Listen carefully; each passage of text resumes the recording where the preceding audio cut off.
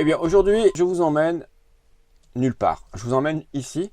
Alors, si vous êtes observateur, vous voyez que ce n'est pas mon fourgon. On me l'a prêté, en fait c'est un intégral, tout ce que je ne voulais pas acheter. Ce qui m'a permis de faire la comparaison avec le fourgon. Pourquoi on me l'a prêté? Alors, je ne vais pas rentrer dans les détails. Pour des raisons familiales, j'ai dû aller précipitamment en France. Je rappelle que actuellement, je réside en République tchèque. Bon, avec le fourgon, il m'aurait fallu 2 jours. Et puis en plus, prendre l'avion, c'était 2 fois moins cher. Et pour quelques jours, pour rester dans la famille, un proche de la famille, eh bien, m'a prêté son bel intégral. Alors, cette intégrale, c'est un Rapido de 2008 sur porteur Mercedes. Ça m'a permis de comparer avec le fourgon et ça confirme ce que je pensais, que ce genre de véhicule n'est pas pour moi. Gros problème, c'est déjà la taille, la largeur et la longueur. Il fait 1 mètre de plus que le mien. Déjà que je trouve que mon fourgon de 6,30 m est trop long. Alors celui-là, il fait plus de 7 mètres, c'est trop long. Et puis en plus, là, il y a la largeur, donc c'est déjà moins facile à conduire. Et moi qui aime les petites routes de forêt ou de campagne pour aller me cacher derrière les arbres avec ça, c'est vraiment compliqué. Donc c'est très compliqué de se garer. Avec mon fourgon, je peux encore me garer le long du trottoir, pas de problème, comme les voitures, la même largeur qu'un fourgon normal. Avec celui-là, non, il faut vraiment trouver un parking, une aire de stationnement ou un camping. Bon, alors tout n'est pas négatif. Alors ce qu'il a de mieux, ce que j'apprécie, que ce que j'aurais pu avoir sur le fourgon, mais qui coûtait beaucoup plus cher, c'est la boîte automatique, parce que dans les virages, franchement, avec un Fiat Ducato, une boîte manuelle, en montagne, les virages, c'est très fatigant. Donc là, évidemment, c'est appréciable. Le confort, les sièges, je pense pas que ce soit les sièges d'origine du Sprinter, je sais pas. Bon, sinon, il date de 2008, donc l'équipement fait un peu date. Il n'y a pas Android Auto. Bon, bah, je vais vous faire visiter. Voilà, c'est le plus simple. Évidemment, en toute subjectivité, je vais critiquer. Première chose que je critique, c'est les rideaux pour fermer ici. Je trouve pas ça super. Regardez comment ça se fait. Bon, ça date un peu, peut-être que plus dans les véhicules plus modernes, c'est mieux. Vous voyez que c'est encore déplié, ça va. Ça se met sur toute la longueur. Mais replié, je sais pas, il manque un rail dessous. Bon, ça me semble pas terrible, je préfère mon système. Évidemment, tout le pare-brise est beaucoup plus large, donc on a un meilleur point de vue. Juste au-dessus du poste de pilotage, il y a un lit qu'on peut les faire. Moi, je m'en suis pas servi. Je sais pas trop comment ça se fait. Bon, enfin, je vais pas le descendre. Donc, un lit qui se descend là. Donc, c'est pour 2 personnes. Ici, c'est le coin salon qui est évidemment plus grand que le mien. Le mien, sur le fourgon, je rappelle, ici limite à 2 places ici et les deux sièges avant qui se retournent, bon, et la table. Donc, autrement dit, il n'y a pas ça, la table va jusqu'au bout, et il n'y a pas ce siège supplémentaire. Alors, je ne sais pas pour combien de personnes il est prévu. Après, ici, évidemment, donc vous voyez, c'est un Rapido. Ça, je ne sais même pas à quoi ça sert. Et donc, là encore, d'ailleurs, je vais éteindre maintenant, j'ai plus besoin des lumières du 12 volts. Donc, c'est un peu ancien. Voilà, la batterie, la charge. Là, il y a un panneau solaire, une batterie. Le niveau d'eau, il y a quand même 50%. Il reste. Donc voilà. Et je peux éteindre maintenant, j'ai plus besoin. Bon, la porte d'entrée, là encore, inconvénient. Bon, alors bien sûr, ce que moi je n'ai pas pris, c'est ça, parce que ça coûtait très cher, c'est pratique. Mais d'un autre côté, la porte, moi je préfère une grande porte, comme sur les fourgons. Le coin cuisine, donc on a l'évier. Voilà. Un évier classique. Voilà. Là, je sais même pas ce que c'est ça. Là, il y a trois plaques pour le gaz. Voilà, ça s'ouvre comme ça. Comme ça. Donc moi j'en ai que 2, mais 2 ça me suffit largement. En général, je m'en sers que d'une seule à la fois. Des rangements un peu partout. Là, ce qu'il y a de mieux aussi, là je dois avouer que c'est mieux, c'est le frigo, parce qu'il y a un congélateur en haut. Par contre, celui-là, c'est un Trimix, donc il fonctionne au gaz, au 12 volts ou à l'électricité si on est branché à l'extérieur. Mais en pleine nature, c'est évidemment le gaz. Moi, le mien, il est à l'électricité. Évidemment, la capacité, je ne sais pas combien de litres il fait, mais il est beaucoup plus grand que le mien. Donc, on peut mettre plus de choses. La chambre, là, évidemment, il n'y a pas photo. En fait, ce qui est curieux, c'est que la chambre a l'air plus luxueuse. Elle est bien pour 2 personnes parce qu'on peut accéder au lit des 2 côtés, comme ça. Chacun côté. Mais le lit est quand même plus étroit que mon lit et il est plus court. En plus, ça se termine comme ça. Alors, je ne sais pas si c'est moi ou quoi, mais le matelas n'arrêtait pas de glisser comme ça. Et mon lit, en fait, est plus grand. C'est assez curieux. Bon, l'avantage du lit, c'est que moi, il faut que je grimpe dessus parce qu'il est en hauteur. Voilà. L'utilisation du lit est plus simple. Donc ça, c'est le premier lit. Il y a, pour s'il y a plus de personnes, un lit là. Alors peut-être que je ne sais pas si les banquettes ici peuvent se transformer en lit pour enfants, je ne sais pas. Il reste encore les commodités. On a une porte, donc on est dans la chambre ici. Et ici, on a ça.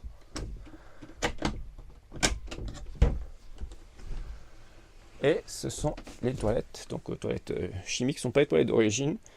Avec un petit lavabo. Et de l'autre côté, différence avec le mien, il y a la salle de bain. Donc avec le lavabo. Et ce que moi je n'ai pas, c'est la douche, voilà, qui est là. Avec un pommeau différent. Et si je rentre à l'intérieur de la douche, débloqué ici, je pense. Voilà, on ferme ici pour pas inonder partout, pour pas inonder le bois. On a un pommeau spécial que moi je n'ai pas, c'est le même que le lavabo. Donc ça c'est bien, c'est sûr c'est bien, mais ça prend de la place. Et j'ai l'impression d'avoir plus d'espace de rangement qu'ici, puisque ma douche, moi, elle est située en plein milieu du couloir. Ici, elle prend de la place.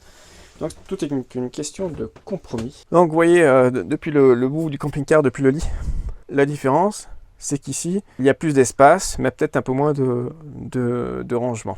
Ça, c'est la climatisation. Sauf que la climatisation que j'avais envisagé de prendre, je n'ai pas prise. Et pourquoi? Parce qu'il faut être branché sur le 220, parce que ça consomme tellement que les batteries ou les panneaux solaires ne suffisent pas pour alimenter, même si les batteries sont pleines et qu'il y a du soleil qui tape. J'en ai pour 2 heures maximum de climatisation. Donc moi, j'ai préféré prendre un ventilateur qui est situé au-dessus du lit. Là, il y a une hotte aspirante que je n'ai pas non plus. Bon, moi, j'ouvre la fenêtre et le lanterneau à la place. Ça va, c'est pas mal. Donc voilà. Je vous montre quand même, on va aller voir de l'extérieur. Alors voilà à quoi ressemble cette intégrale rapido de 7 mètres qui vaut à peu près sur le marché de l'occasion de 2008, donc il vaut dans les 43 000. Il y a un an ou deux, il valait la même chose, mais avec l'augmentation des prix. Avec les coffres, ici, je ne sais pas si c'est ouvert. Ouais, les coffres sont ouverts. Grand coffre, on peut mettre pas mal de choses, je pense que c'est à peu près grand comme le mien. Bon, là il y a un porte-vélo, mais il n'est pas complet. L'échelle pour monter sur toit, pour nettoyer. Ça conforte mon idée que c'est trop grand pour moi. Je suis branché sur le 220. Inconvénient, il n'y a pas de convertisseur de 120 volts, donc on a le 220 à l'intérieur uniquement si on est branché. Alors juste une conclusion sur ce 20 tours express de ce rapido de 2008. Ça confirme exactement ce que je pensais. C'est pas pour moi. C'est trop grand. Alors, si peut-être dans quelques années, quand je serai vieux, que je préférais avoir le confort des campings et pas trop bouger, oui. Mais vu mon mode de vie actuel, les chemins dans la nature, les spots dans la nature, loin des campings, loin de la civilisation, c'est pas pour moi. Ça passe pas dans les chemins de forêt. C'est trop large, trop bas aussi. Là, j'arracherai quelque chose, c'est sûr, assez facilement. Au niveau du confort, bon, j'ai bien dormi, le lit était pas mal, mais je le trouve plus petit que le mien. Je dors mieux dans mon lit, même s'il est un peu en hauteur. Ça, c'est l'inconvénient du fourgon, c'est que je dois un peu sauter. Mais d'un autre côté, grâce à ce lit en hauteur, tous les fourgons n'ont pas un lit en hauteur comme le mien, mais dans mon fourgon, comme c'est un H3, il est très en hauteur, et ce qui me fait une place énorme dans le coffre, et je peux mettre le vélo debout, j'ai pas besoin de le plier ou de le démonter quoi que ce soit, donc ça c'est un avantage. Ici le vélo, il faut le mettre à l'arrière, moi j'ai pas besoin de porte-vélo à l'arrière, ce qui est très bien, c'est un stress en moins parce que je vais pas me le faire voler. Donc voilà, sinon le prix, je pense que à neuf, ce véhicule coûte un peu plus cher quand même que mon fourgon. Donc il est bien pour les personnes d'un certain âge qui veulent, d'un certain âge pas forcément, ou soit les personnes d'un certain âge, les retraités qui veulent être tranquilles dans un camping, soit les familles parce qu'il y a beaucoup de couchage, en tout cas pour 4 personnes au moins, puis c'est bien séparé. Je vous ai pas montré aussi derrière, il y a une porte qui ferme la chambre, je vais vous la montrer tout de suite. Là, je suis dans la chambre et je m'enferme. Voilà, je suis là. Et voilà, la chambre est fermée, donc c'est bien. pouvez, les parents peuvent dormir derrière, fermer la chambre, et puis les enfants, ou l'inverse. Hein. Ça dépend des personnes qui ont besoin des toilettes, puisque les toilettes sont dans la chambre. Donc ceux qui sont devant, s'ils veulent aller aux toilettes, ils vont devoir soit sortir, soit ouvrir la porte de la chambre. Donc pour 4 personnes, et peut-être que je ne sais pas si les banquettes sont convertibles ici pour faire un lit supplémentaire pour des petits enfants. Donc voilà, ça s'intéresse à ce genre de public, c'est pas pour moi, mais sinon bon, voilà.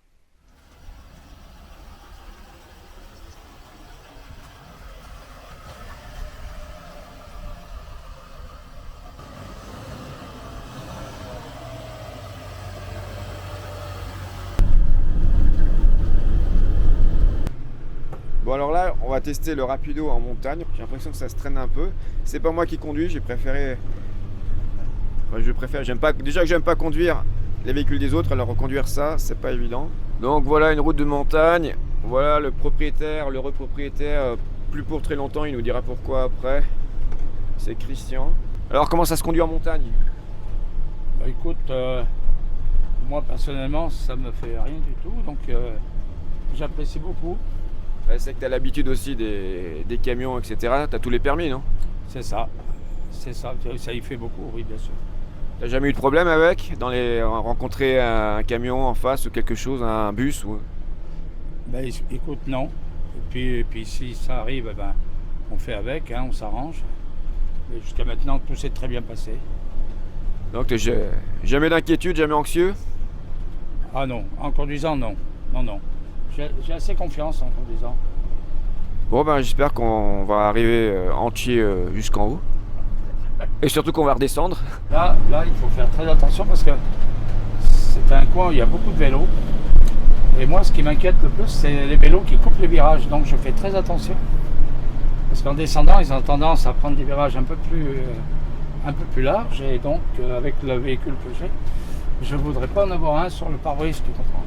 Et là, on a quasiment on a plus de 180 chevaux sur ce Mercedes. Ça, c'est bon pour grimper, il se traîne pas trop. Ah non, il y en a bien assez. Hein. Non, c'est des super moteurs, il n'y a aucun problème de ce côté-là. Hein. Donc voici, c'est intégral de plus de 7 mètres. 7 mètres combien il fait? Je sais pas, 7,80 m je crois. Et tout ça, ça arrive à rentrer dans les 3,5 tonnes alors? Oui, on va dire ça. Voilà, je pense qu'il doit faire 3,5 tonnes à vide, mais une fois qu'on a tout mis dedans, je pense que tant qu'il n'y a pas de gros problèmes, on va rester avec des 3,5 tonnes qui vont dépasser un petit peu.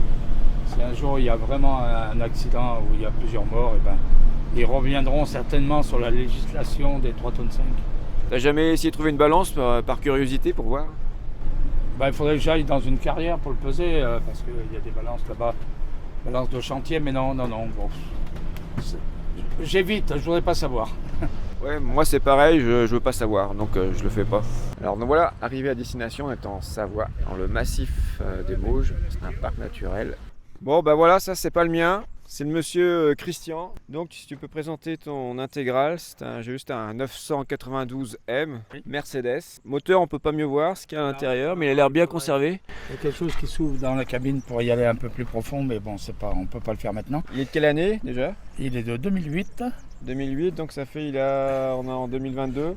Il a 14 ans. 14 ans. Il va avoir 14 ans, mais il a même pas 21 000 km. Et des problèmes mécaniques, non? Non, jamais. Simplement que la personne qui l'a acheté, bien le temps d'en profiter parce que le pauvre homme, il est décédé avant. Donc sa fille unique l'a laissé dans le garage pendant 7-8 ans. Et après, je suis intervenu pour l'acheter. Et ça fait combien de temps que tu l'as? Ça va faire 1 an que je l'ai. T'as beaucoup voyagé avec? On l'a roulé. Donc pas trop. Pas trop, on a roulé, pas trop. Je l'ai acheté, il avait 17 000 km, il en a 21 000. 3 000 km, ouais, non, oui, 4 000. C'est pas beaucoup, mais vous avez fait beaucoup de montagnes avec. Voilà, parce qu'on habite dans une région qui est montagneuse ici. Est-ce qu'on peut te demander combien tu l'as acheté? On peut toujours demander, mais est-ce que c'est indécent de le dire ou pas? On se doute bien un intégral rapido 992M. Alors maintenant on sait que ça va beaucoup augmenter, donc il y a 1 an je pense que ça a coûté moins cher que maintenant en fait. Tout à fait, et t'es pas loin du prix en plus. Et là tu vas le revendre. Voilà. Et tu vas le revendre quasiment plus cher que ce que tu as eu là. Évidemment, puisque j'ai fait une vidange et puis j'ai fait changer des travaux. Un essieu arrière gauche qui fuyait. Donc malheureusement chez Mercedes, ils ne changent pas les joints, ils changent la pièce complète. Quand on a un Mercedes, il faut avoir aussi un bon portefeuille parce que l'entretien vous coûte horriblement cher. Mais sur la route, on n'est pas embêté. Et au niveau de l'équipement, tu as eu des travaux à faire, il y a des choses qui étaient... Non, rien de spécial. Qu'est-ce que j'ai pu changer? Ouais, les tuyaux pour le gaz. Ah tiens, j'ai changé les WC. Et tu as tout fait tout seul? Voilà, je l'ai enlevé, je l'ai mis tout seul. Ça coûte combien un WC? Oh, pas horriblement cher, ça doit être dans les 120 €, 130 €. Donc tu as juste remplacé le WC chimique. Voilà. Et la cassette, tu l'as Et gardée? non, la cassette, ils m'en offraient une avec. Ah, c'était offert avec. Donc j'ai une cassette de secours, si je le vends, il aura 2 cassettes. Et donc là, si tu le vends et tu vas le vendre, et pourquoi tu veux le vendre? Donc déjà d'une, parce qu'il est vraiment très très gros, très long. Et puis comme on se retrouve qu'à 2,5 parce qu'on va tu peux redire la longueur? Je crois il fait 7,80 m par là. 7,60 m. 7,60 7,60 m. 7,60 m. Une hauteur assez importante avec l'antenne télé. Donc tout ça, ça nous limite un petit peu. Il faut qu'on passe sous les ponts de 3 mètres, je crois, un peu plus de 3 mètres. Il y a un panneau solaire aussi dessus? Il y a un panneau solaire, il y a une échelle pour monter, pour le nettoyer. On a vu qu'il y avait un grand frigo. Un très grand frigo. Il y a, nous avons la salle de bain et les WC qui sont séparés. Un grand lit fait en permanence et un lit au-dessus du poste de pilotage. C'est lequel le plus confortable? Pour moi, c'est celui qui est au-dessus du poste de pilotage. Mais pour ma compagne, c'est l'autre. Donc chacun son lit? Chacun son lit. Chacun son lit, comme ça on dort mieux. Voilà, on dort mieux, oui. Je ne vais pas te dire pourquoi je dors tout seul, mais voilà. Il y en a un qui ronfle plus que l'autre? Non. Bon. Qui bouge plus que l'autre? Non, quand tu me parles comme ça, il y a le drapeau suisse qui vole là, toi. Je veux pas de problème là-dessus. Bon, au moins, il y a de la place, quoi. Ah, nous avons beaucoup de place. Par contre, j'ai vu sur la carte grise, bizarre, seulement 2 personnes, 2 passagers, donc il manque des ceintures de sécurité. Alors, ce qui est bizarre pour un si grand intégral avec autant de place. Voilà, tout à fait. Mais je vais te montrer qu'on n'a que 4 ceintures de sécurité. Je vais te montrer les 2 autres. En tout cas, c'est pas sur la carte grise. Mais on s'en fiche, du moment qu'elles y sont. Donc, tu le vends parce qu'il est trop grand, t'as pas trop voyagé avec? Non. Et puis en plus, il n'y a que moi qui dois le conduire. Alors ça, c'est un truc que j'aime pas parce que j'aime bien qu'on soit à 50-50. Parce que madame ne veut pas trop conduire. Madame fait le nez. Madame fait le nez, elle ne veut pas le conduire. Non, madame, on t'entend? Oui, non, je conduis mais que sur autoroute, donc on ne prend pas souvent l'autoroute. Voilà, donc c'est la facilité. Vous êtes en catégorie 2 aussi, c'est comme moi avec le fourgon. Ouais. Ah bah en plus, c'est pareil. Ouais. En ce moment. Donc Et ah oui, la consommation, tiens, en moyenne. Ouais, 13 litres. Mais enfin, vous avez fait beaucoup de montagne aussi, donc. La montagne, on compte pas, mais bon, sinon, sur le plan de tête à 12, voilà, 12, avec la montagne, sans forcer, 13,5. Je rappelle, le moteur, c'est 135 kW, c'est-à-dire que ça fait plus de 180 chevaux. 180 chevaux. Donc moi, ça fait du 10 litres, donc ça correspond, vu qu'il est plus grand, c'est logique que ça consomme plus Il est lourd. que le fourgon. Et tu vas en acheter un ou pas? Racheter un ou pas? Je vais en racheter un autre. Et plus petit alors? Plus petit. Et tu veux quoi? Un profilé, avec capucine ou? Non, éviter la capucine pour la pénétration dans l'air. Donc un profilé alors, qui sera entre les deux. Et puis là, on n'aura qu'un lit, donc il faut qu'on fasse des concessions. Non. On peut dormir avec un lit à part? Tu as le même système, les profilés, avec au-dessus du siège aussi. Maintenant, ils font pareil, avec 2 lits, un à l'arrière et un comme ça. Voilà, parce que bon, je veux pas qu'on me traite de misogyne, donc voilà. Non, sur le profilé, ça passera mieux. Il va te manquer alors ou pas? Qu'est-ce qui va te manquer? Non, je suis pas très attaché aux choses. C'est comme les maisons. Ouais, tu changes souvent, ou les femmes, les femmes moins, parce que c'est plus difficile à trouver qu'un profilé. En ce moment, trouver un camping-car, c'est pas si facile que ça. Je ne sais pas, il faudrait peut-être en trouver un d'occasion, que quelqu'un ait un petit peu pris à la gorge, qu'on puisse en profiter. Je vais toujours dire, le malheur des uns font le bonheur des autres. Hein. Ouais. Voilà. Et tu penses dépenser moins que ce que tu vas vendre celui-là ou je pense que je vais monter le même prix? Je vais monter un petit peu dans la gamme. Ouais.